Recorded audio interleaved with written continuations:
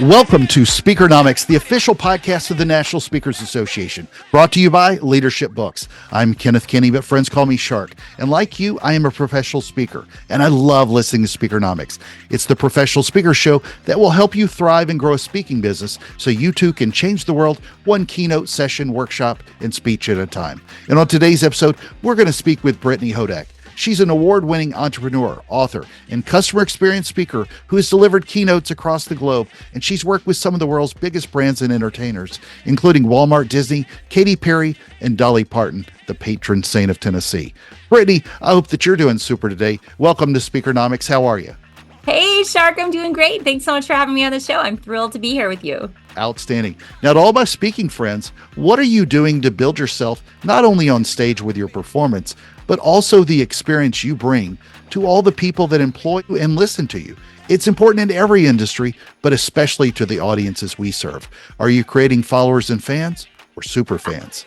And before we jump in, make sure to go to Speakernomics. That's where you can find the tips, insights, and knowledge to help you become a better speaker, build a better business, and get paid to speak. Brittany, let's dive in. You speak about customer experience. You've even written a great book about it. But how are you creating superfans out of the people, the event meeting planners, the associations, corporate teams, those people in particular that hire you, and how can other speakers go about using some of those lessons you've learned to grow their speaking business? Well, the number one thing that anybody who wants to grow their speaking business will tell you is you have to be great on stage. Like the way you build your business is with spin. You've got to be so good that that client wants to bring you back, that everybody in the audience wants to bring you into their organization. So that's number one. But beyond that, it's what are all the things that are happening off stage? Because I think a lot of great speakers crush the stage, but don't crush the before and after. So what I've tried to do is be incredibly intentional about what does it feel like to work with me from the first time that they land on my website, the first time they talk to me on the phone, everything up pre-event, and then everything post-event. How am I making every organization feel like hiring me was the best decision they've ever made? How am I making every event planner feel like I only want to work with Brittany, or I only want to work with people that Brittany tells me to work with? So figuring out what you can do to intentionally elevate every touch point from just like neutral or another check the box to, wow, that was really cool. What's the best advice and worst advice you've gotten on building your speaking business? You've gone from a certain number of pineapples to a few more pineapples now in your speaking fees. And that comes as lessons learned and good advice and bad advice both. I think probably some of the best advice that I've gotten is to not take advice from people who aren't where you want to be. I think there are a lot of people who maybe are content with like much smaller pineapples or fewer pineapples. And the advice that they're giving to someone who wants to make more pineapples or bigger pineapples is not going to be particularly relevant. So as a speaker, it can be a lonely business, right? We fly in, we fly out. We don't always get to see our peers. When you have the opportunity to invite somebody that you love or you admire to an event, like ask them for feedback. Say, what are all the meanest things or the most constructive things that you can say to me? Like if you were trying to be snarky with a friend right now, like what are the things that you would criticize? Because I want to get better. I want to be amazing, unforgettable. So take advice from the right people, not the loudest people, or not anybody who's willing to like raise their hand and give you advice. And then I think some of the worst advice that I've gotten was from probably well-intentioned individuals who just weren't my people. I will never forget, not long after I started speaking with intentionality, I'd invited another speaker who I met through a community out to have lunch just to like talk to her. And we started talking about our pineapples. And she was like, don't be too greedy. Don't ask for too much. Like as a female speaker, I have found like, if you can get this much or you can do that, like that's great. You be satisfied with that. And I, very politely like thanked her for that business, but immediately disregarded it. And I don't care if you're if you're female or not, if you're new or not, if you've been doing this forever or not, like whatever it is, don't feel like someone else's limiting beliefs have to be your own, even if they're coming from a good place, because everybody listening to this podcast knows that there are people that command six figures every time they get on stage. There are a handful of people who will get seven figures when they're on stage. So don't let anybody else tell you that your aspirations are too big or misaligned with the market. If you're willing to put in the work and do all of the right things to become the best in the world, there is not a single goal that is out of reach for you as an aspiring or new speaker. Couldn't agree more. So you're plugged into this community, and I know we were talking, you've done quite a few trainings with other folks, listened to some great advice. What did you do to help you propel your speaking business the most? You said that 2019 is where, I think that was when you intentionally put your deliberate focus on speaking. Now you're killing it. There's so many people that want to get to where you are. What's the advice you would give them? My first advice is make sure that what you're sharing from the stage is really solid and really in alignment with the message that you care most about. What is it that you think is the thing that everyone should be as obsessed with as you are? And how can you frame that in a way that has, I mean, it doesn't have to have business applications. I'm a business speaker. So for me, it's business applications. But if you're a motivational speaker, if you're in some other field, how can you frame it in whatever way that it's going to resonate the most with the audience that needs to hear that message, and then just become obsessed with helping them solve their problems. Like, what can you share from the stage and what can you curate before and after you're on stage to help them get better about this thing that you care so passionately about, that you want them to care as much about as you care about? I want to ask you a question from a previous guest. It's a great question too, especially with NSA and Cavett Robert. What are you doing to give back to our profession to make it better? How are you going about helping build that bigger pie? I love this question.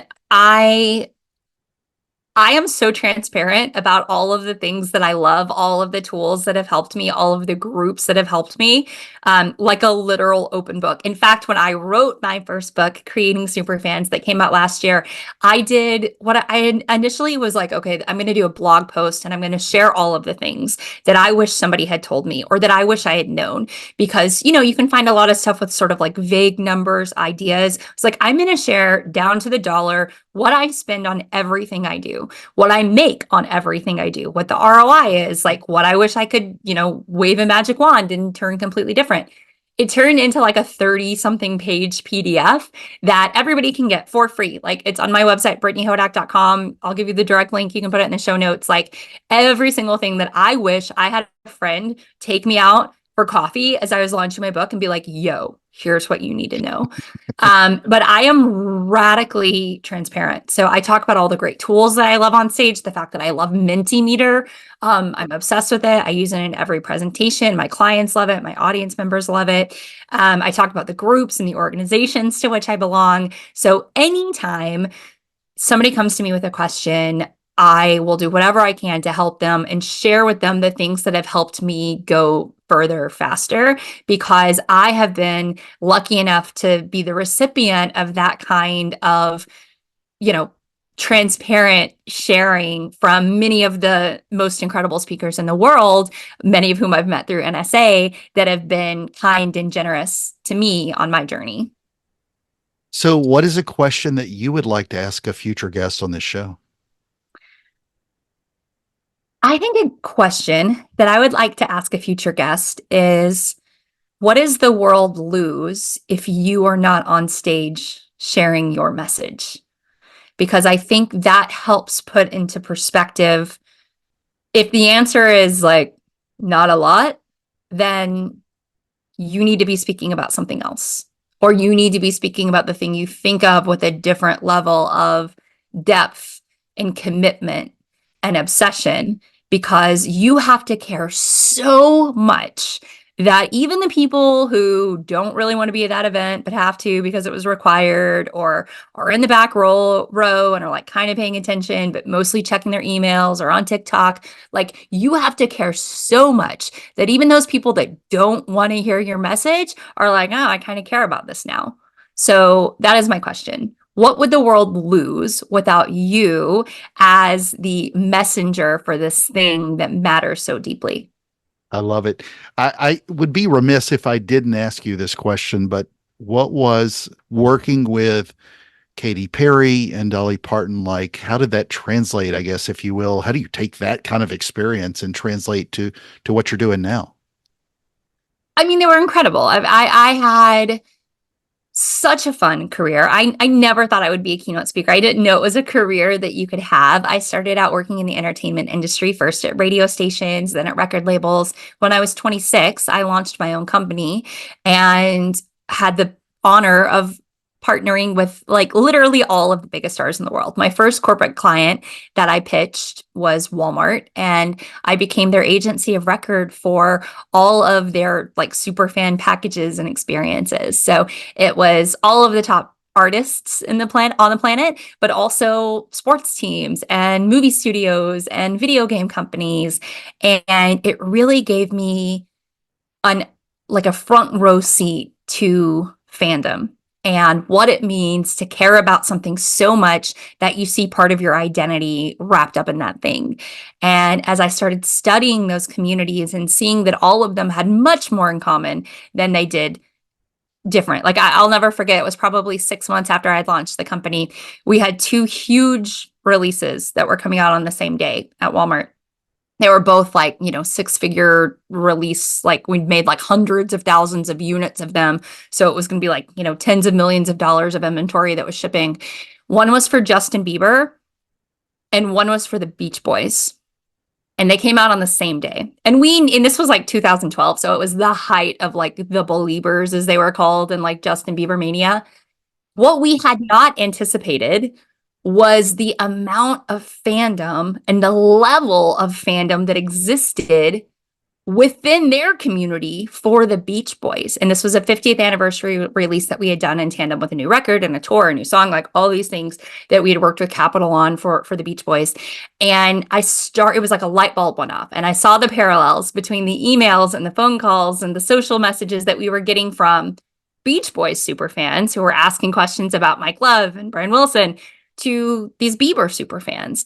And that's when I was like, okay, this is cross-generational. This is not about where someone is from. That's when I decided to go back to grad school and study psychology and consumer behavior to understand what it is that makes someone like get their identity wrapped up in these things. And what's really fascinating is that a lot of the biomarkers are the same, whether someone is interested in pop culture or popcorn, like a brand, like whatever it is that they see part of their identity in. And so that's why I wrote my book, Creating Superfans, to help people understand how to better connect your story to your customer story, how to move them from being apathetic to having some affinity and hopefully then some advocacy for your brand.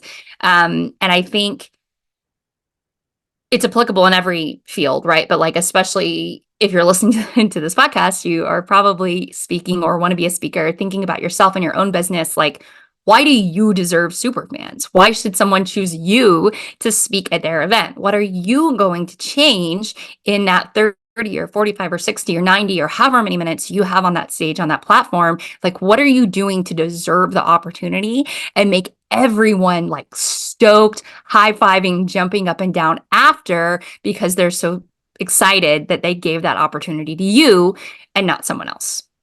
Is it too late now to say sorry? It's a Bieber Sorry reference. for It's a Bieber reference. oh Sorry. No, I'm not a believer, but I do like the sorry song. All right, let's do sorry, a it quick went right over recap. my head. Yeah, exactly. So, well, at least I didn't sing it. Let's do a quick recap based on Brittany's super advice.